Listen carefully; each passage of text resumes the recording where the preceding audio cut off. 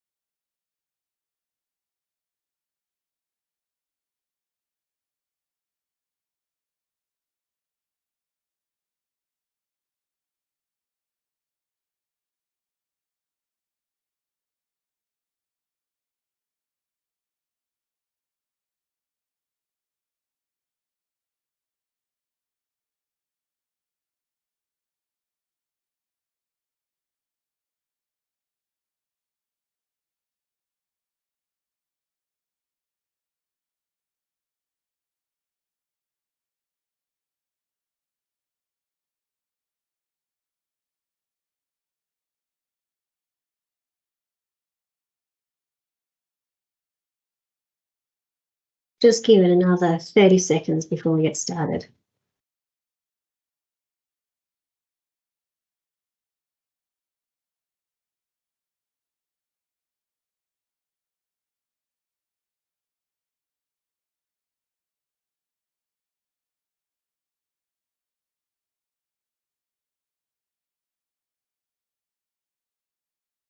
Okay, well, thanks very much for joining everybody and welcome to today's webinar, which is the third in our series discussing competition in digital markets.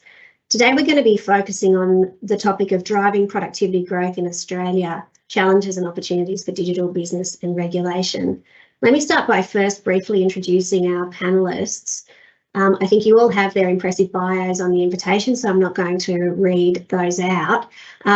First of all, let me introduce Stephen King, who's the Commissioner of the Productivity Commission, amongst other things, and we're really pleased he's able to join us today to discuss the Productivity Commission's recent report on advancing prosperity. Stephen's joined by Luke Wainscote, who's a senior economist at Houston Kemp, and he'll be drawing on his experience applying economic analysis to a broad range of complex problems during our discussion today.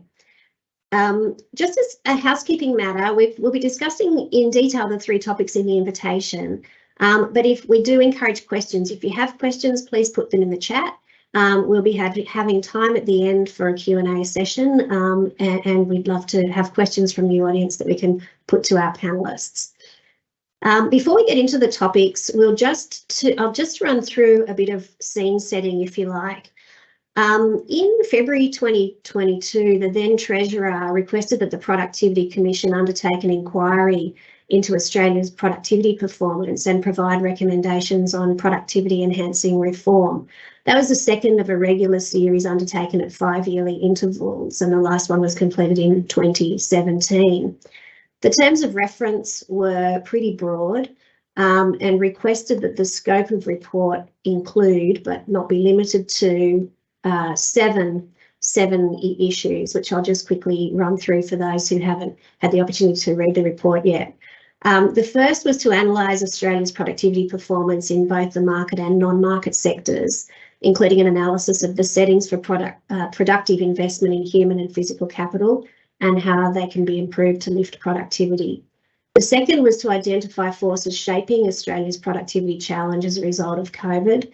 And the third also related to COVID, considering the opportunities created for improvements in productivity as a result of Australia's COVID experience, especially through changes in Australia's labour markets, delivery of services such as retail, health and education, and digital adoption. The fourth was to identify priority sectors for reform, including but not limited to data and digital innovation and workforce skills, and to benchmark Australian priority sectors against international comparators to quantify required improvement. The fifth was to examine factors that may have affected productivity growth including domestic and global factors, and an assessment of the impact of major policy changes, if relevant. The sixth was to prioritise and quantify the benefit of potential policy changes to improve Australian economic performance and the wellbeing of Australians by supporting greater productivity growth and to set out a roadmap for reform.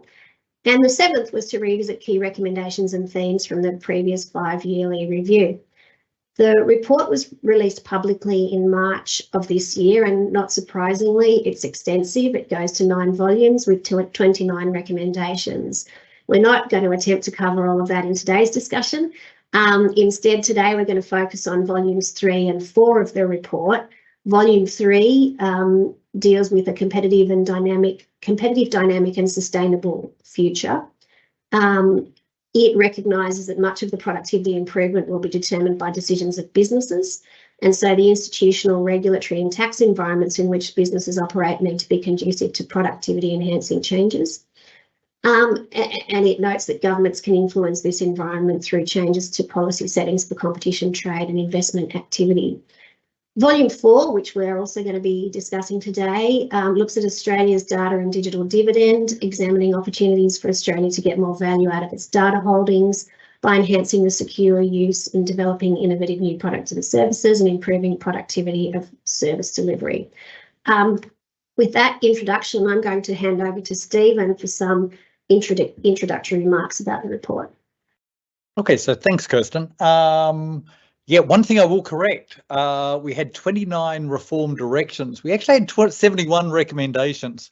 Okay. We grouped them together to try and really help the government digest what was just a huge number of recommendations, a huge number of findings. The fact that we still ended up with 29 reform directions, I guess, suggests that we either failed in trying to simplify, or it just suggests the breadth of the issues that we need to discuss when we're doing a productivity inquiry. So it is 9 volumes. We cover off competition, regulation, investment, technology, innovation and diffusion of new ideas, climate transition, labour markets, education, over those 9 volumes. And if you really get excited, you can read the 9th volume, which is the economic modelling. I guess that the 2 key messages to take from, how you summarise those 9 volumes is that productivity growth is incredibly important for the welfare of Australians. If we look at what's occurred over the last 120 years, since the early 1900s, economic output, the amount of things that we have gone up by about 7-fold, whilst at the same time we're working approximately 10 hours less per week for each full-time employee. So what productivity really means is that we're able to get more by doing less. As a country, we've achieved that in Australia, and pretty much every country in the world, certainly all the developed countries and many of the middle-income countries, have achieved that over the last 120 years. It means people have been brought out of poverty. It means countries make a choice. So some countries have taken a bit more leisure and a bit less things, and we present a few examples of that. Australia has tended to be more on the side of taking more things and a bit less leisure than some of our European colleagues. But really it's a benefit that can spread over the entire economy, and it's really the basis for our wealth.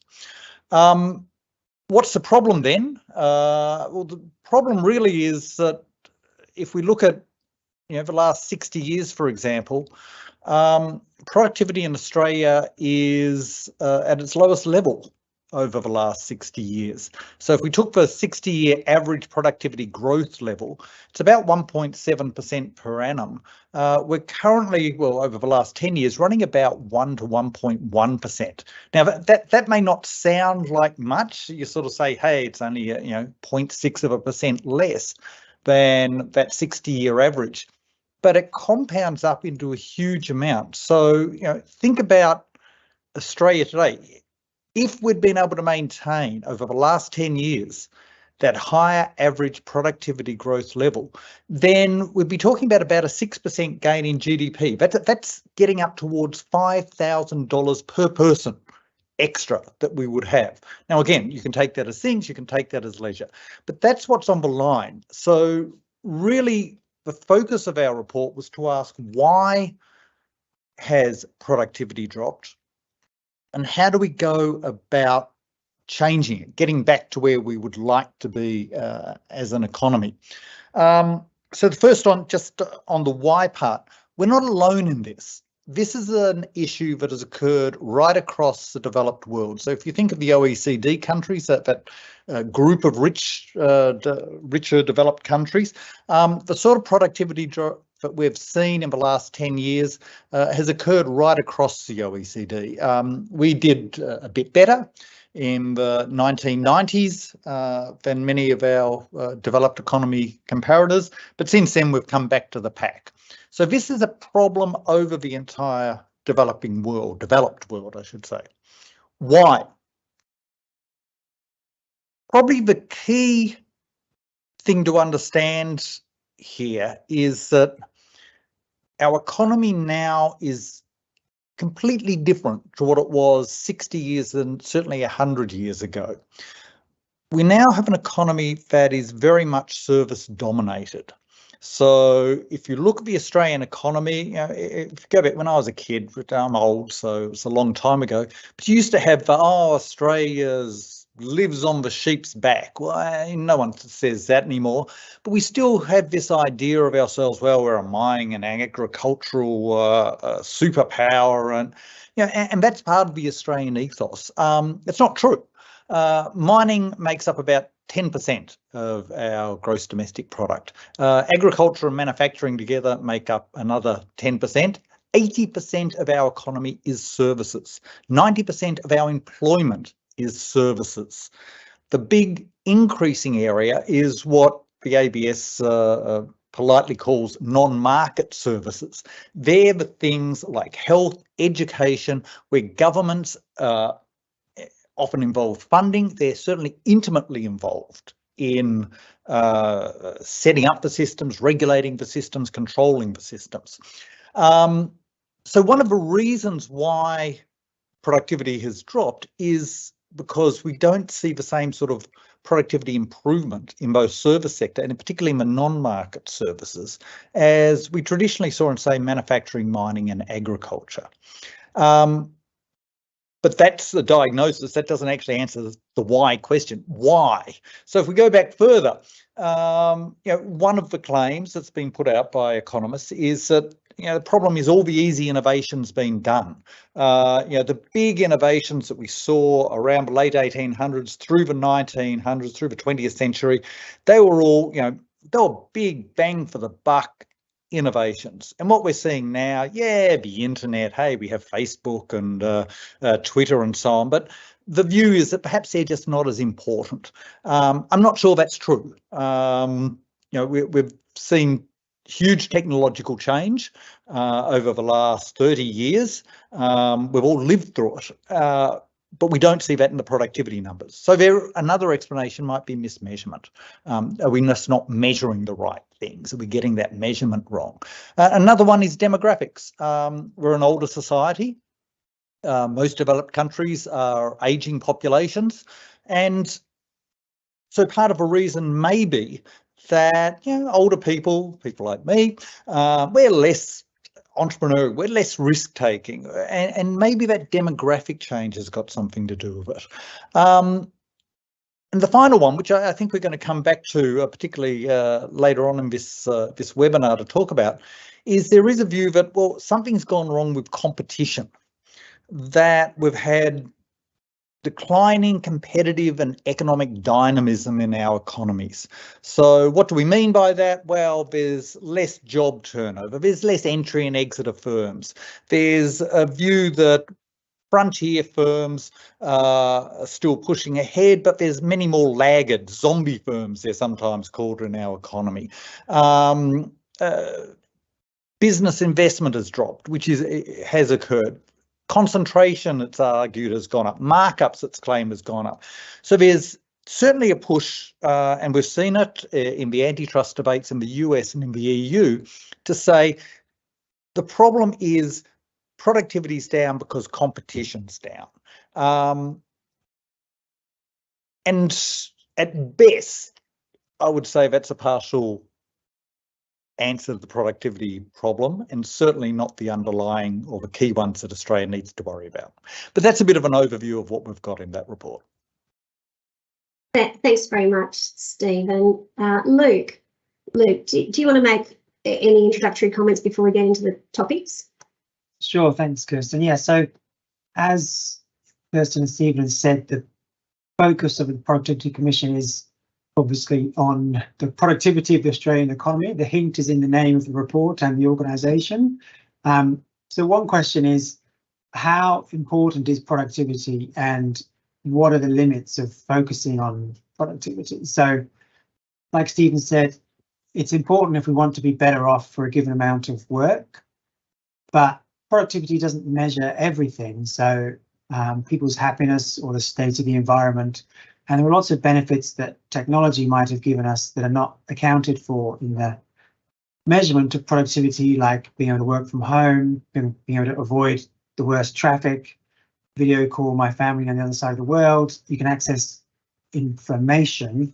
So productivity is important, but when we're thinking about it, we need to remember that it's not everything. Stephen, do you agree productivity isn't everything? Yeah, perhaps I'll pick Paul Krugman's words and say, well, productivity isn't everything, but in the long run, it is almost everything. So yeah, Luke's completely right that, you know, there's more to life than productivity, but productivity is pretty well correlated with many of the things that we care about. So, and you'll see some of this evidence picked up in the productivity report. So if we look at things, you know, measurements that we consider well-being type measurements. So longevity, one of the revolutions of the last 120 years is the increase in life expectancy in most countries. So when we see that certain groups in the US are starting to have decreasing life expectancy, we say, oh my God, something's gone terribly wrong for that to occur. We expect life expectancy to keep on rising along with that productivity because it is a consequence of productivity. Having not simply more stuff and less hours work, but a quality of work, so that the things that used to kill people in workplaces, you know, just don't happen anymore.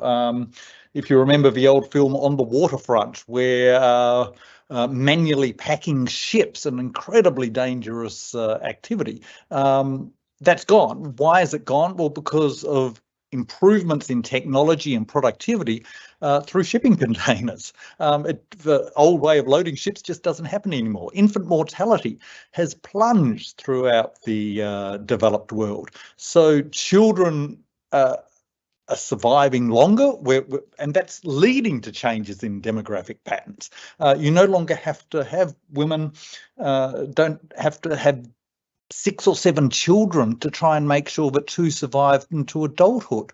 That sort of change has helped improve female labour force participation, which again, just an improvement in quality of life. So if you look at life satisfaction across countries, you look at GDP, you correlate the two, gee, there's a close relationship. You know, I'm not sure there's too many people who would say, yeah, look, take my productivity away and let's go, I don't know, just sub-Saharan African standards of living. Now, not everything works, so inequality is a lot less closely related to productivity growth. And the US, again, tends to be a bit of an outlier there. Very good productivity growth historically, but some of the higher levels of inequality among the developed world. And of course, there's other stuff like, you know, working from home, which just highlights the measurement problems we have. Of course, working from home means that you consume less public transport, less car service and so on, which formally reduces GDP. And most people sort of say, no, I'm better off by being at home and not being required to consume those things, but were really a cost of me getting to work. So I take Luke's point. I'm far from convinced. All right. Well, now let's get into the three topics. Let's start with the first topic, which is what policymakers should take from the Productivity Commission's report to ensure regulatory frameworks are fit for purpose in the 21st century. I'm going to go first to you, Luke. What do you think?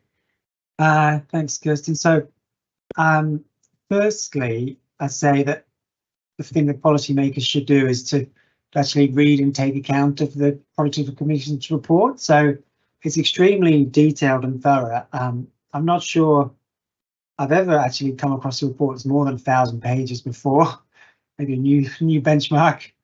But it's, based on the best available economics we have right now and the facts on the ground.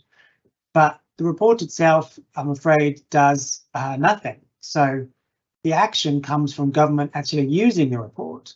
So there are plenty of reports sitting on shelves, gathering dust, waiting for the government to ask for another report of a similar nature.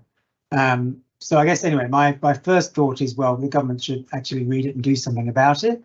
But putting that aside, I think at least in volume 3, there's 3 sensible suggestions about regulatory frameworks. So the first one is that regulatory policy should take account of how severe the harms might be from some conduct or products. And the second is that policymakers should aim for neutrality across business models, not favouring one over another. And last, there are just some good principles of regulation that are sort of quite well known that should be applied. So just taking the first one, like Stephen said, there's new technologies have provided a huge benefits to us, and they can provide more benefits for us. So we want them to flourish and to be used as much as possible. But we also have to strike a balance between those benefits and potential harms they can bring. And what the PC says is that the important thing is we should think about what's the worst that could happen. So we need a stricter ex ante sort of approach to regulation when the bad outcomes are really bad. So that means we could perhaps have a regulatory sandbox approach where new regulations, tested out in real time when the worst outcomes are not that bad, like paying slightly too much. But it means that we should have stricter regulation if the outcomes are that people might be killed. So, for example, an autonomous vehicle could kill someone. So we're really going to make sure those are regulated before they're sort of used. We don't want regulation on the fly in that one. So if we apply that approach, we might be able to, for the regulation of digital platforms, for example, we might be able to have a regulatory sandbox approach, because the harm to consumers, if any, don't appear to be that severe. In fact, we're in the world right now without any regulations. So yeah, the second point is we need to be neutral across different business models. So we don't want to favour new or old ways of doing things. I feel like maybe rideshare was an example where they actually got a bit of a free ride, for example, for a while, because taxi companies were sort of regulated a bit more heavily than them. Perhaps not the case now, but we, as much as we can, we want to have level playing field.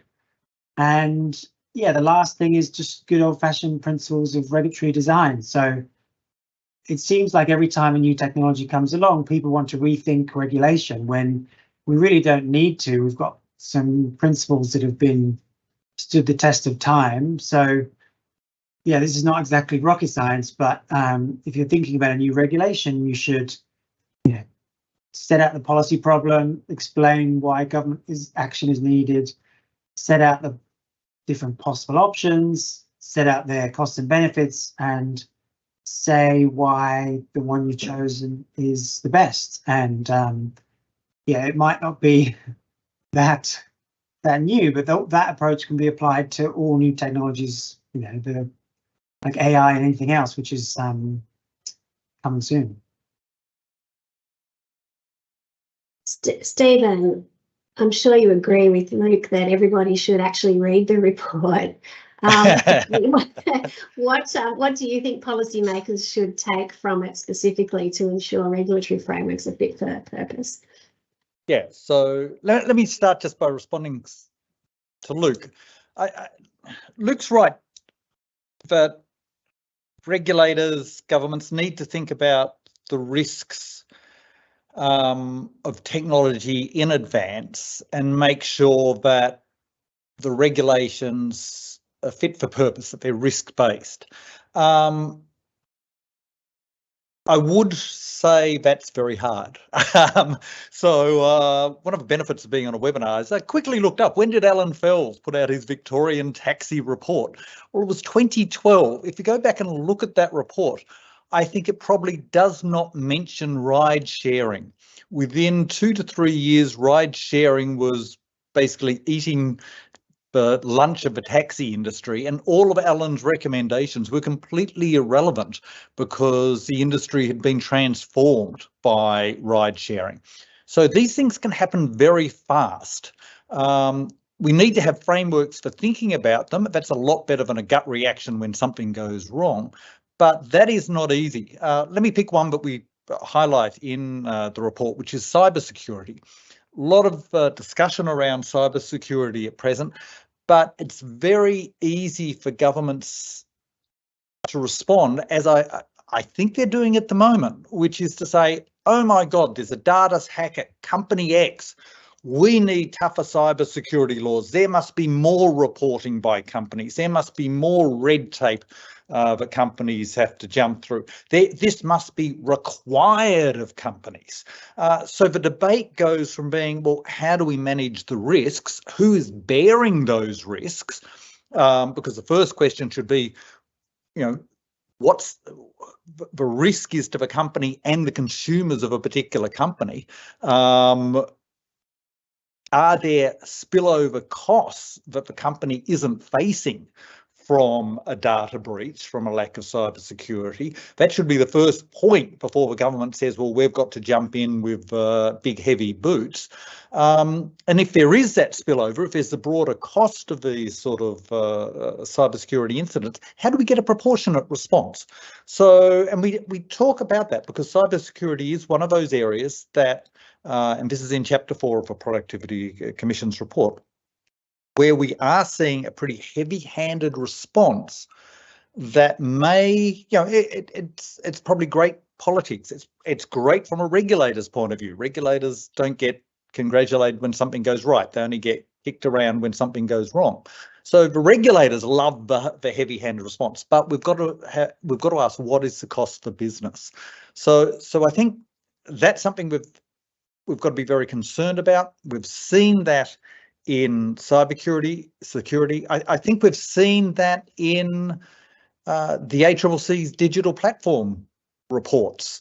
I think we've seen approaches there, and we can come back to those later on. But the 5th report, which is the one that really sets out that regulatory framework, seems to be out of all proportion with the potential risks. We see that in privacy. There's recently been a review of the Privacy Act. Again, in Volume 4 of the Productivity Commission report, we talk a lot about data. Data is this fantastic resource that we can use in Australia, and there's a lot of government data that we can use. But at the moment, the debate around data is being dominated by privacy. And privacy is important, but it's not the only thing that matters. And so let me give you a simple example of where we have the technology, but we're not using it to drive productivity. For example, in our health system. When you go to hospital, so say, Luke, I'll pick on you. Luke goes to grab a coffee after this, unfortunately walks in front of a bus, off to emergency. if he is still conscious, if not, we'll have to ask somebody else. The first question will be, what medicines are you on?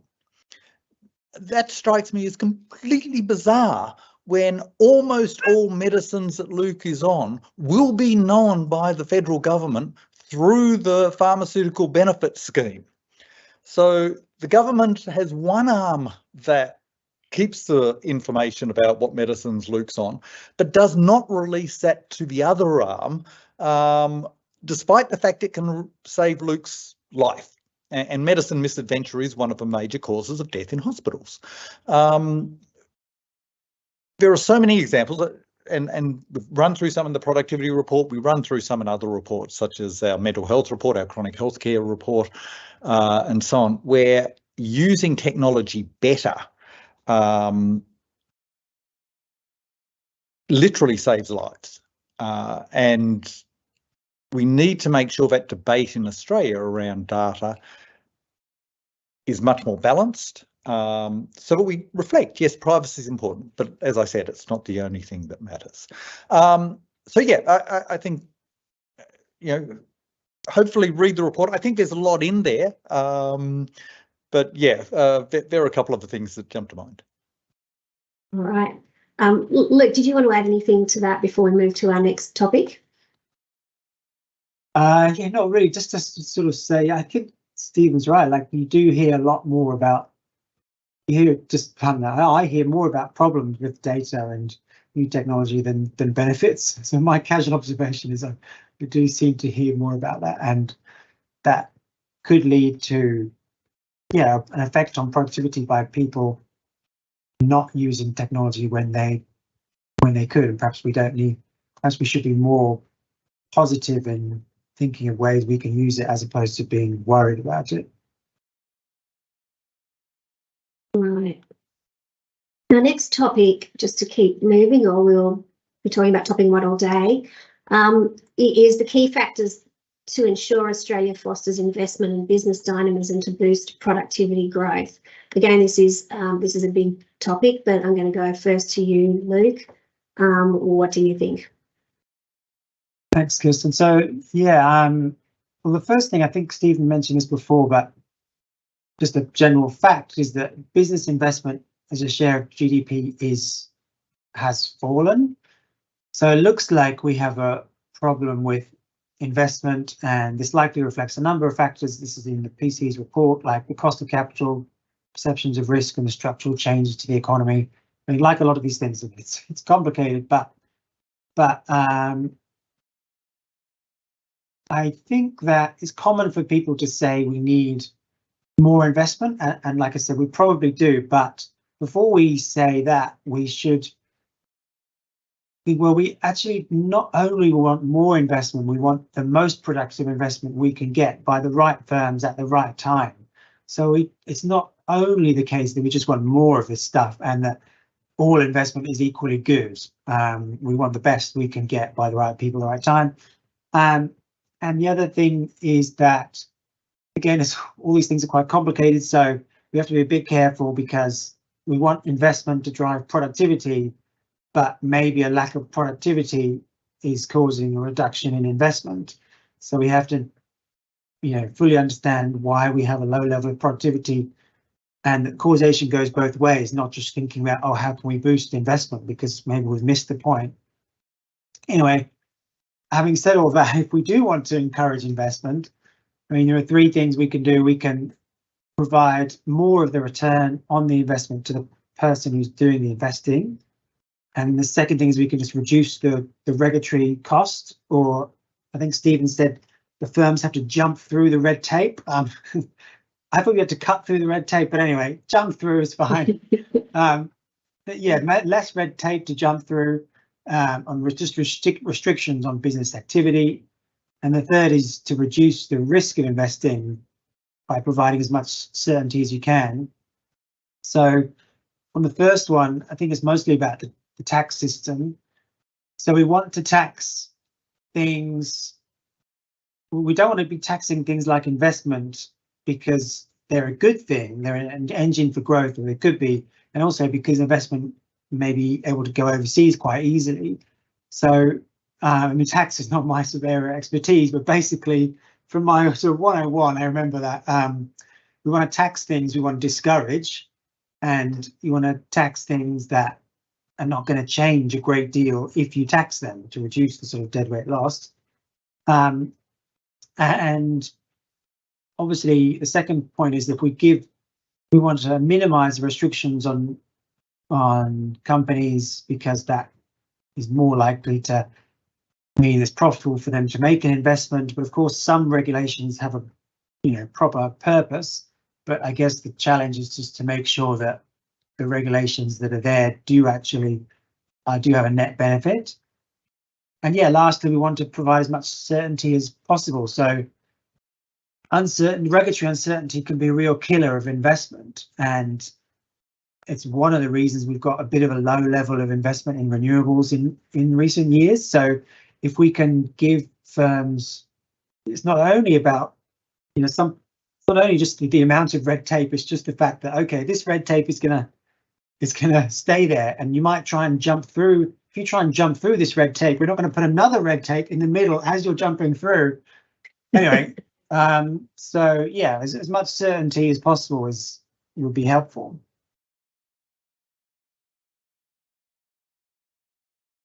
Yep. Which I think is, Stephen's nodding vigorously. Over to you, Stephen.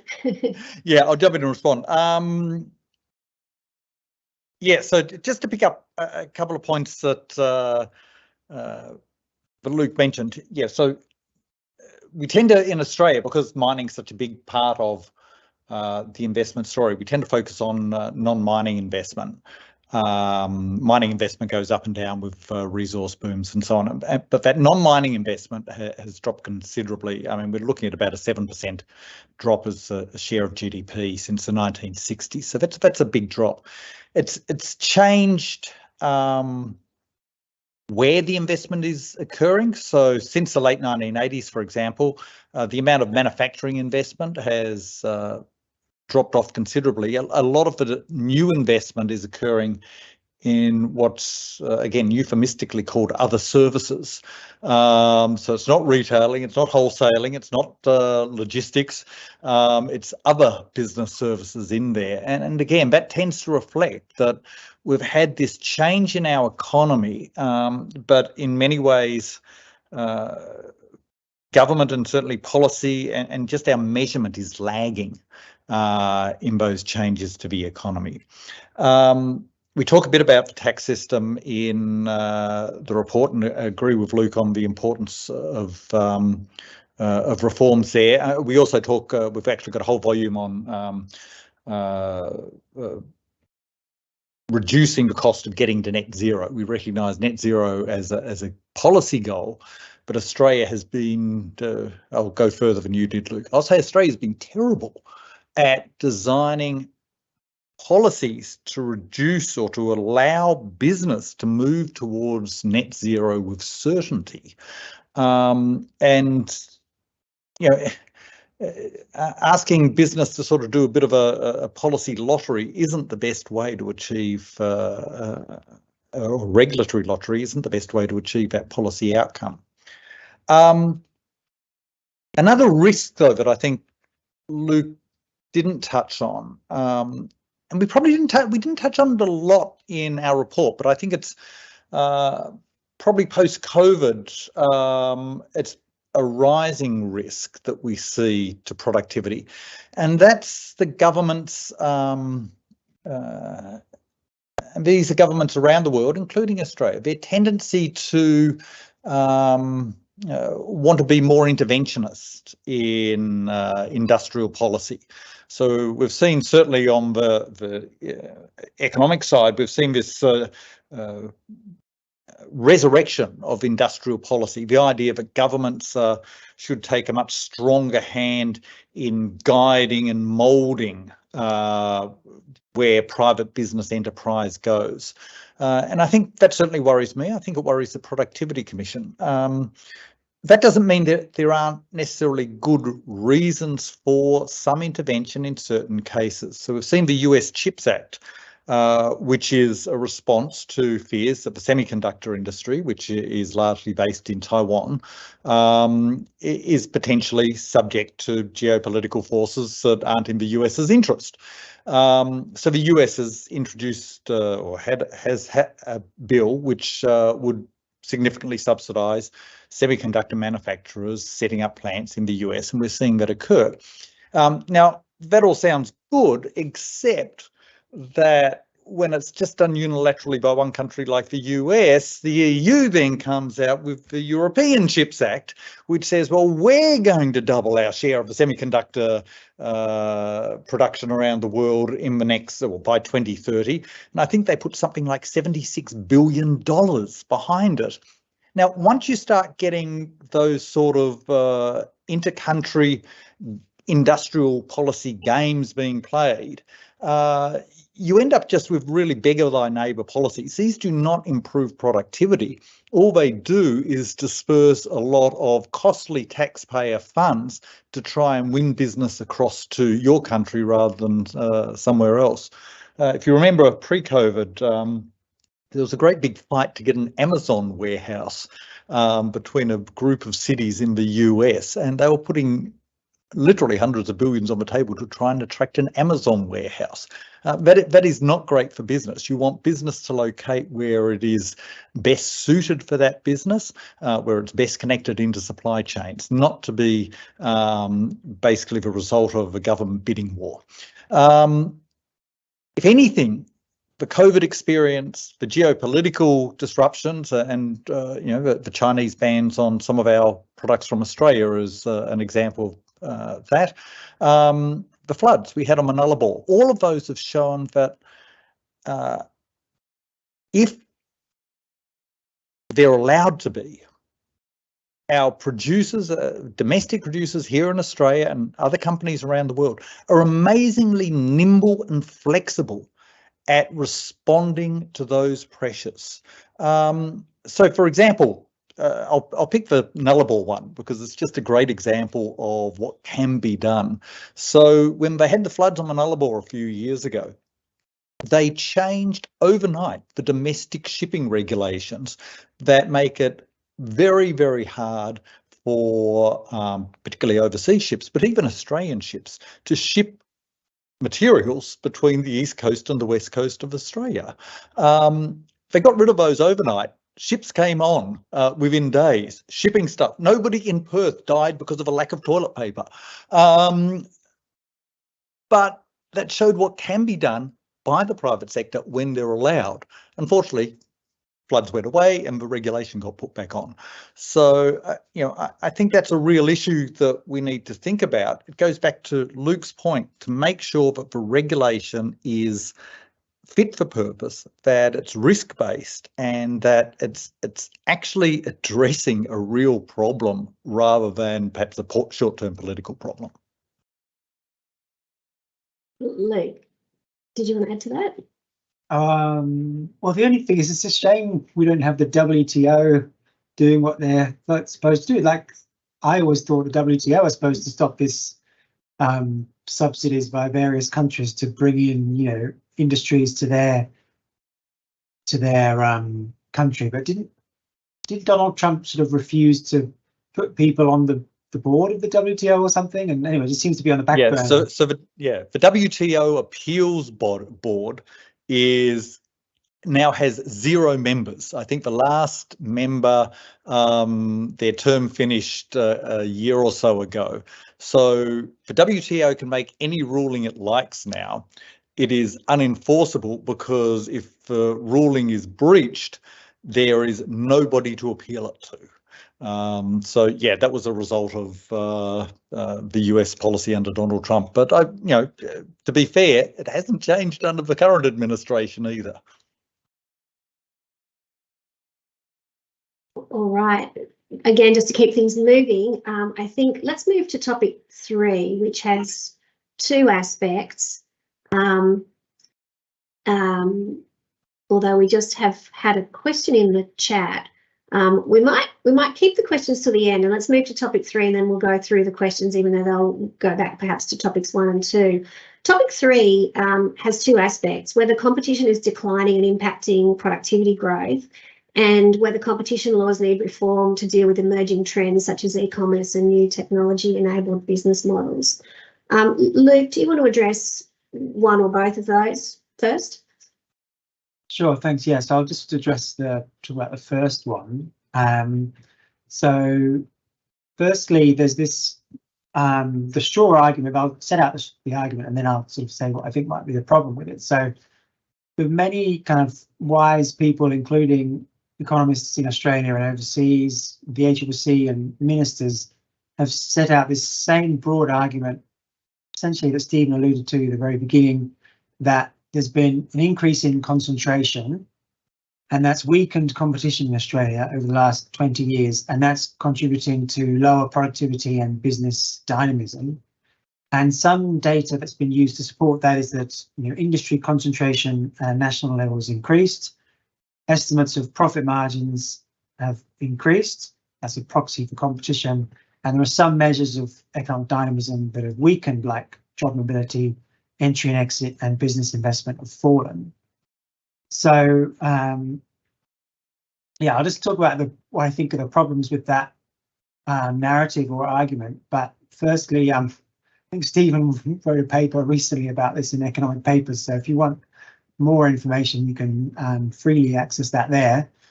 But I guess the other thing as an introduction is that this is not only something that academic economists are interested in, even though, of course, Stephen, that's important. It actually affects the direction and focus of regulatory and government policy, and drawing the wrong conclusion about the state of competition could easily lead the government down the wrong path to changes in policy and law, and sort of, you know, they might ignore the right path. So yeah, the sort of 5 problems with this narrative are, firstly, that the measurement of concentration and margins and dynamism are inaccurate and could be completely wrong.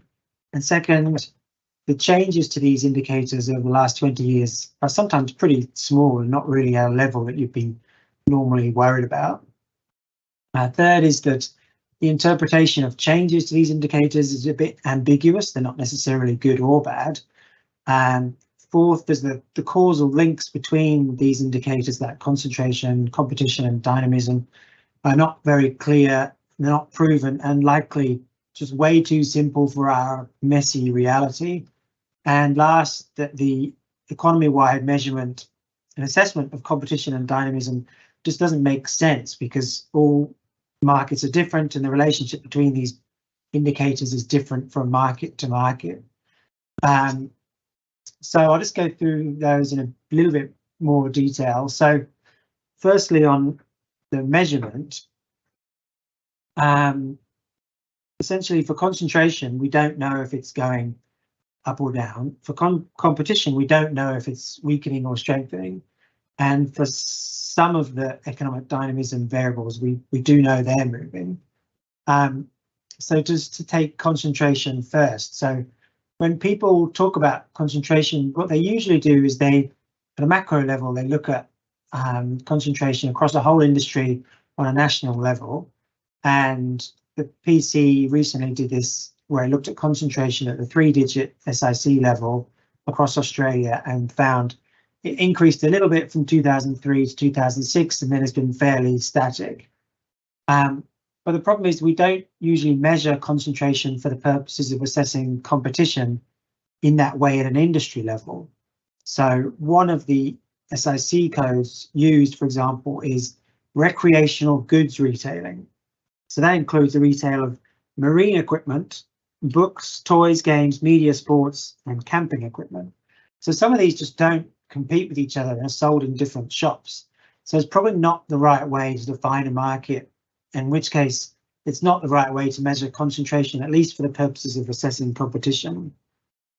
So that's the product side, but also from a geographic side, when people measure concentration, they do it at a national level.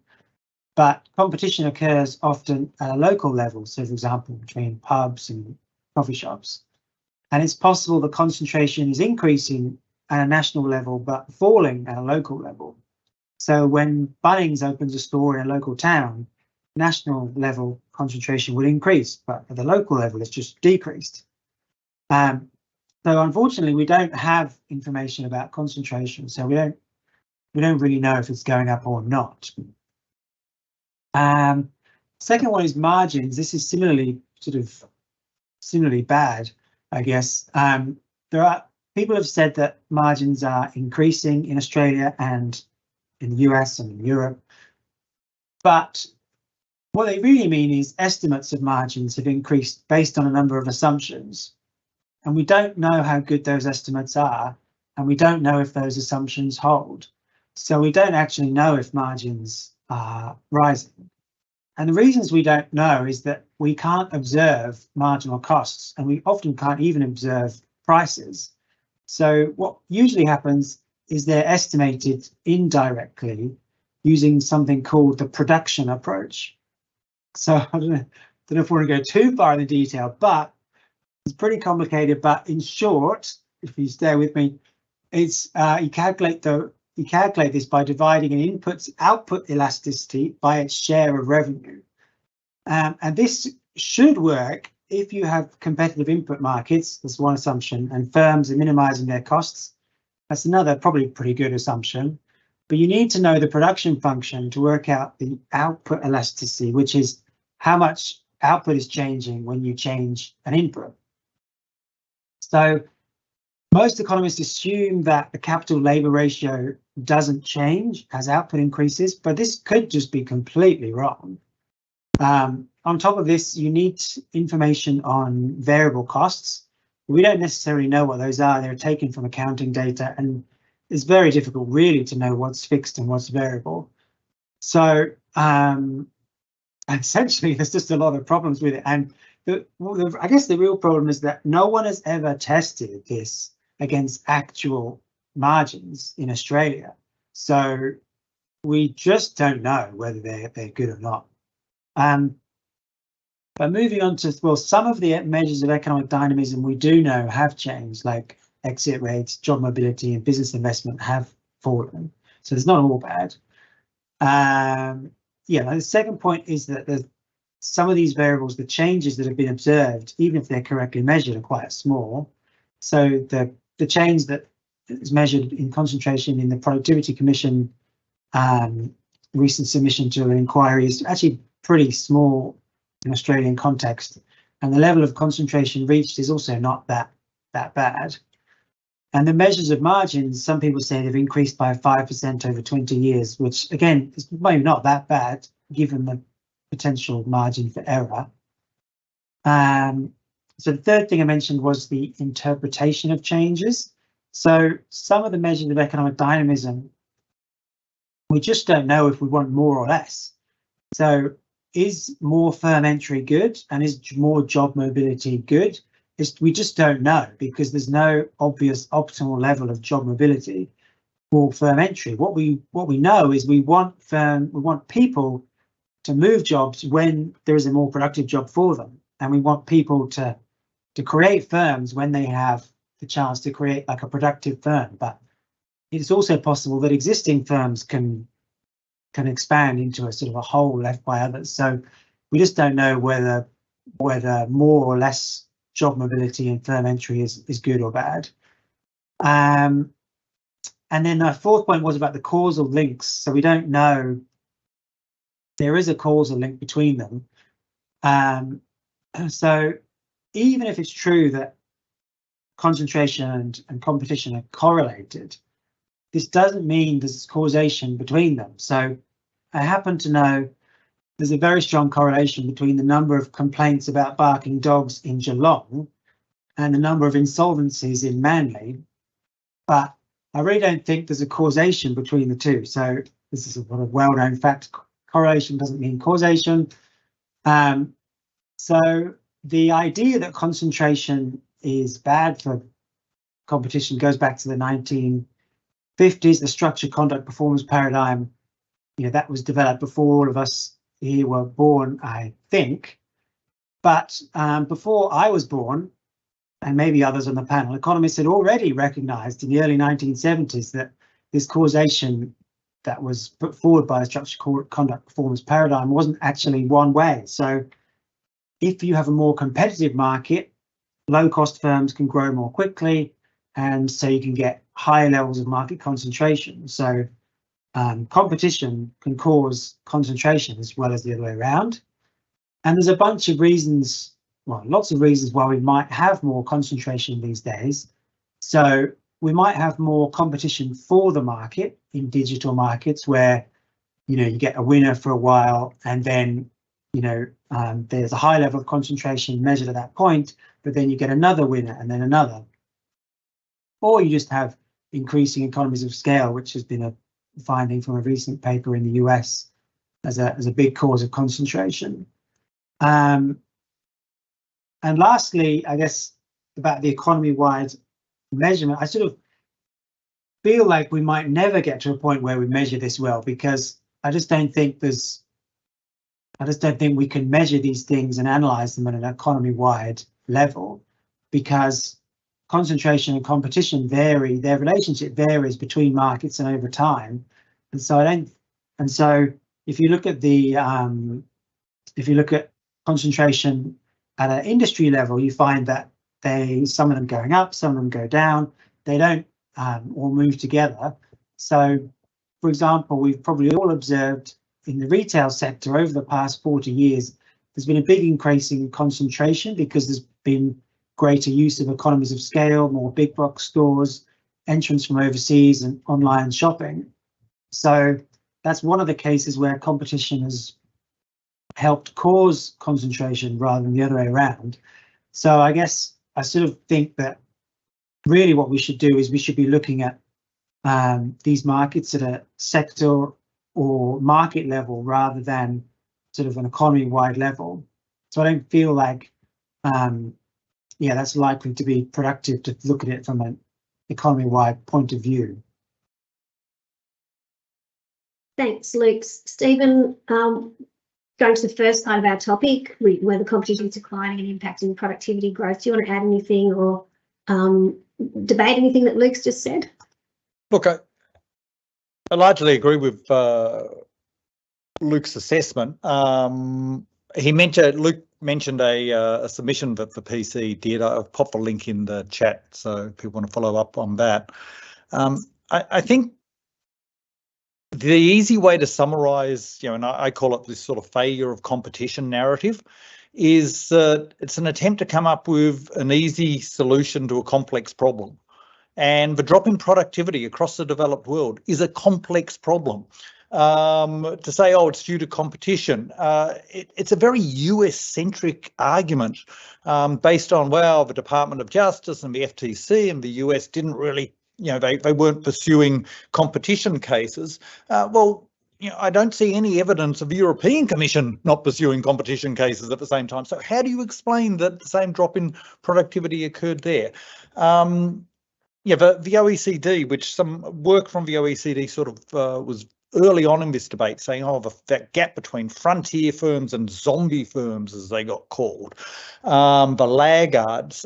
Recent work by the OECD has gone and looked at those laggards or zombie firms and has said, oh, actually, they're really complex and there's no easy answer. And, well, yes, certainly some of them are old firms that don't seem to be going too well, but some of them are behind the frontier because they're new firms and they're learning and they will catch up and they're going to be tomorrow's innovative winners. So, trying to do these easy stories is always dangerous. That's why we have 9 volumes and, as Luke says, over 1,000 pages. You cannot answer the productivity problem just by sort of saying, oh, here's the answer, it's competition, just get someone gung-ho enough to run your competition commission, you'll be right. Unfortunately, that's where the answers sometimes go. Now, that being said, Stephen, people love a simple story. Well, I agree, but the risk is, and you raise this risk, Luke, that it ends up with bad policy because it does two things. One, it sort of says, look here, here's the solution. Don't worry about all of it. Don't worry about the tax laws. Don't worry about cybersecurity or digital technology or any of that.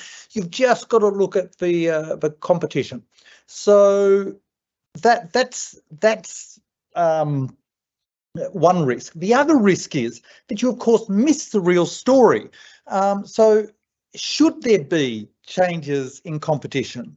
Well, yes, we've still got the Harper report, most of which is still sitting on the table. Not all of it, and I don't agree with all of it. I don't necessarily agree with all of it was implemented, but it hasn't been acted on.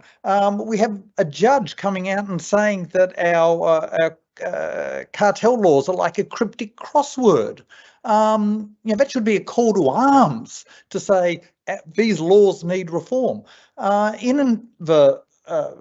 In our productivity report, we noted that the new Section 46, the abuse of market power laws, have been there since 2017.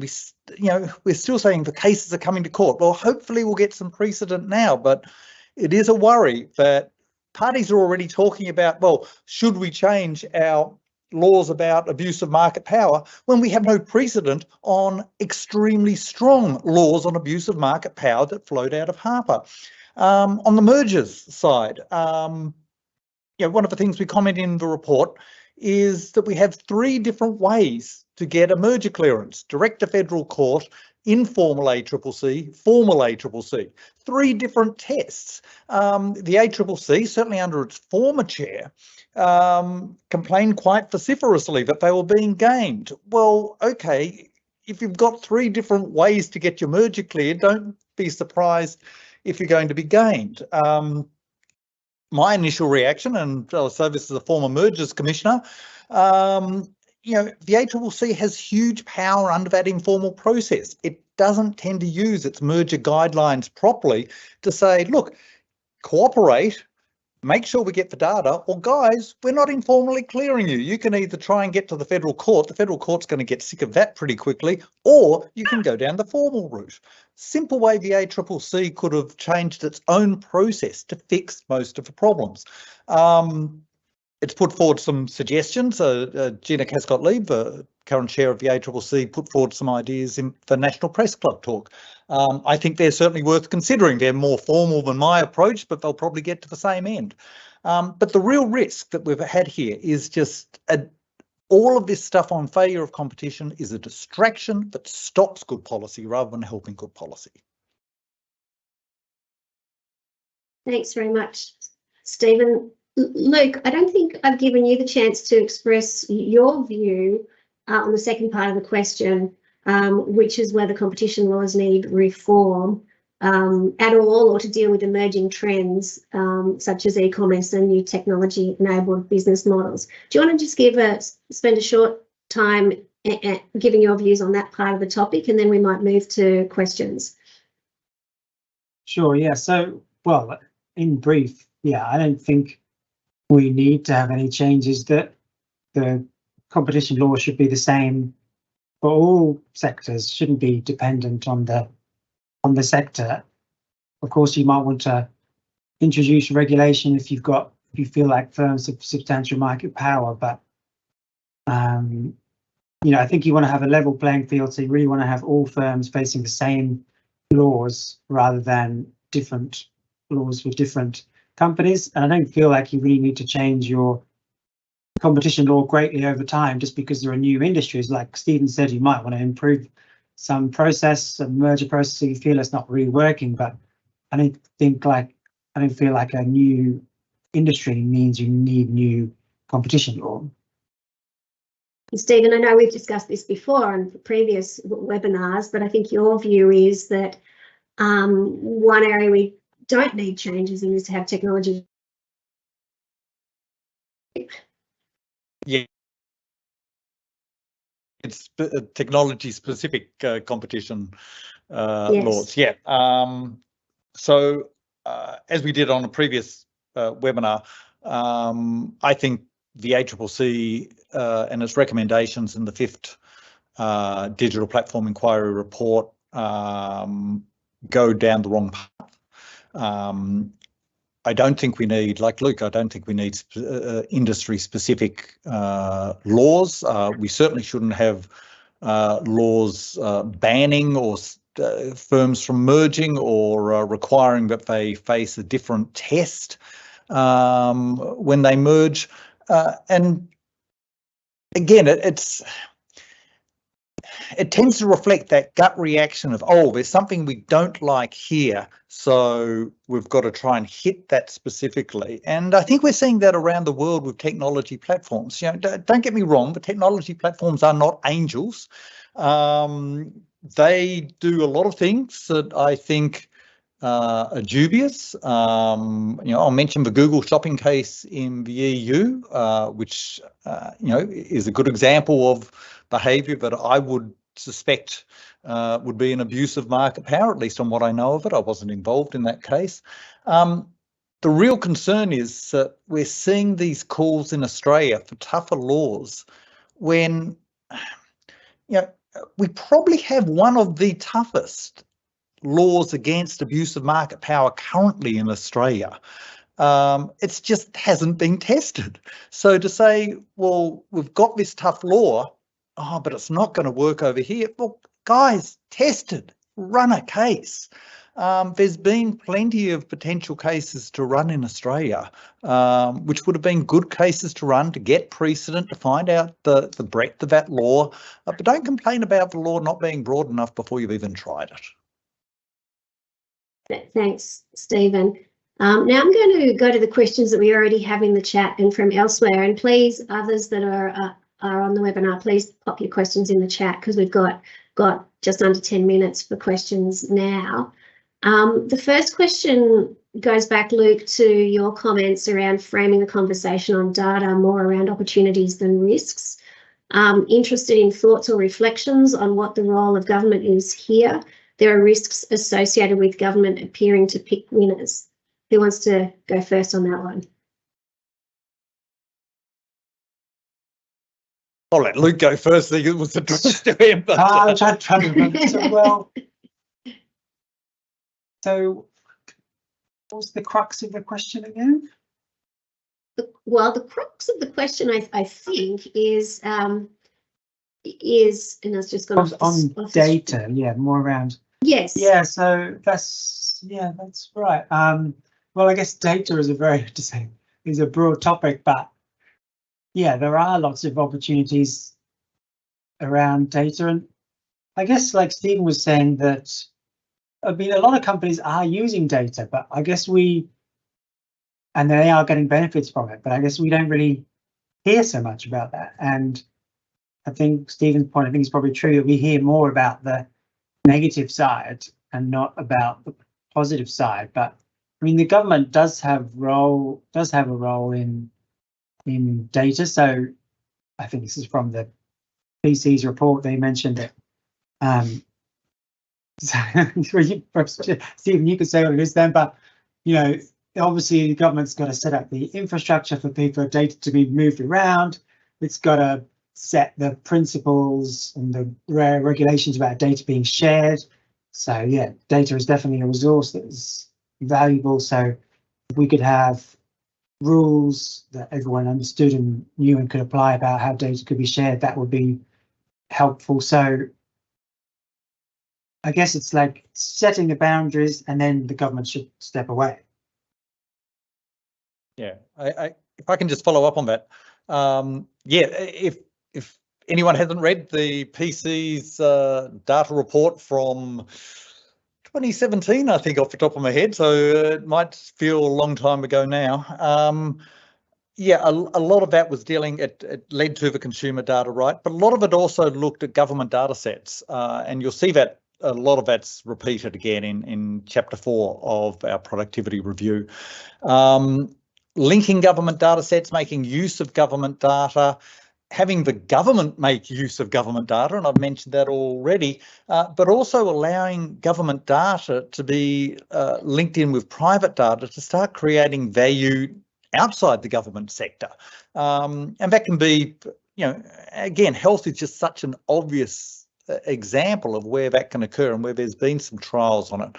But we had legislation passed oh gosh, end of last year, might have been the end of the year before now, to bring that in. And unfortunately, it ended up that the data sharing got blocked. The legislation got changed. So the government data sharing can't go out to private firms, not just for profits, but not for profits as well. If there's the appropriate protections in place, then it's perfectly safe to allow that data sharing. And there's incredible opportunities for adding value and benefiting customers from that. The other one that I'd mention is the role of government interfaces. So we talk a lot about the ATO because it's simply best of practice in how to set up a system, which it did with one-touch payroll, not by saying the government is going to have the platform that delivers everything, but by saying, well, the government needs this bit of functionality, we will design that, but we will allow other platforms, other applications to hang off the government bit of the system. And that's exactly what Mind Your Own Business, it's exactly what Xero are doing. They have now become platforms for other service providers. So we're actually seeing a revolution in accounting and the way businesses are run, partly facilitated by the ATO with its one-touch payroll. If you look at our maritime report, you'll see it's the exact opposite on the docks. Our docks are slow and tedious, in part because we have paper-based border clearance forms still. And to the degree that we move to the so-called simplified trade system, it's not going to be linked in with anything else. So you've got those differences. There's a good way that government can do it. And unfortunately, the government often decides, no, we're going to do the other way. All right. Data seems to be of interest to our audience. We've got another question here for both Luke and Stephen. How can policymakers strike a balance between protecting individuals' data rights and enabling the efficient use of data for productivity gains? Are there any international examples of best practice that Australia can learn from in this regard? Who wants to go first? Do you want Luke, then Stephen? Or the other way around, whatever you like.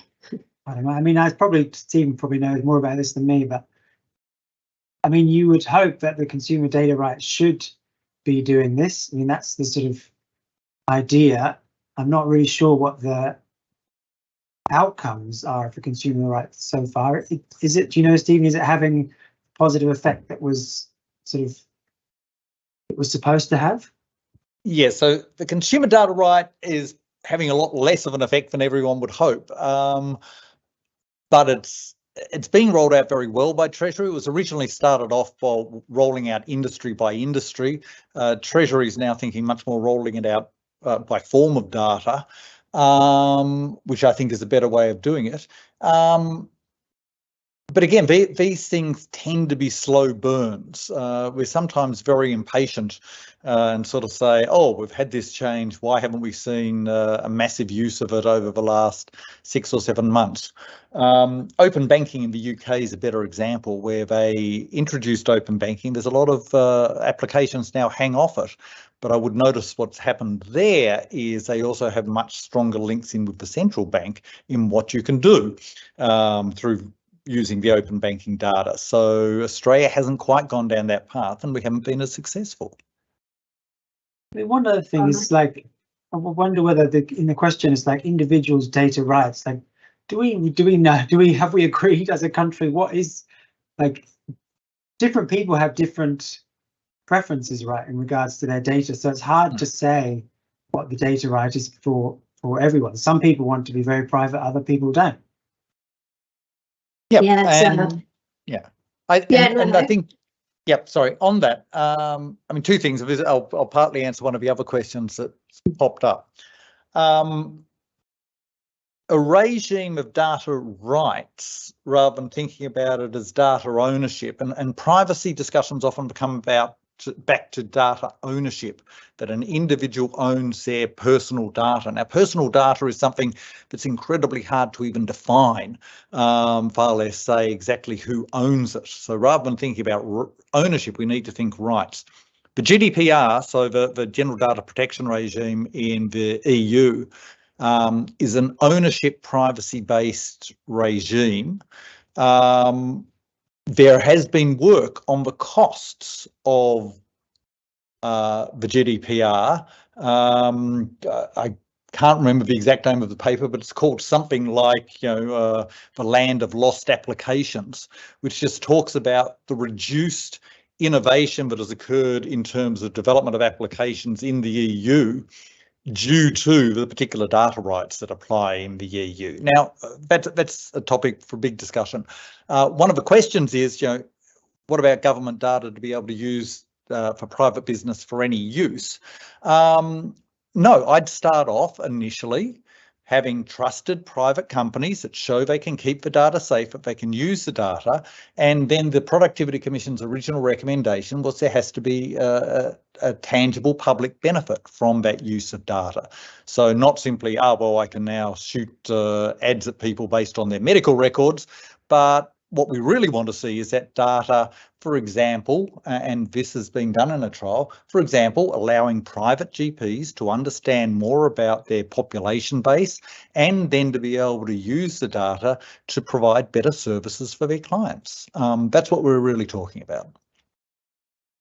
Thank you very much, Stephen. I can see that we've just hit the 1:45 mark, which is our scheduled end of the webinar. So we might wrap it up there. I think it's a huge topic that we've covered today, or touched on a whole very broad range of things today, and the report is even broader. Would it be a fair summary, both of you, to draw from today's discussion that productivity is the result of a complex system?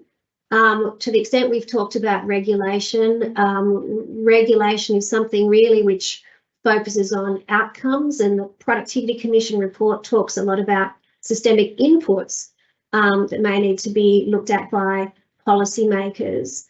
Is it fair to say for both of you that regulation, and particularly focusing on competition regulation, is not the answer to the productivity question, and that policymakers should be focusing more broadly than that?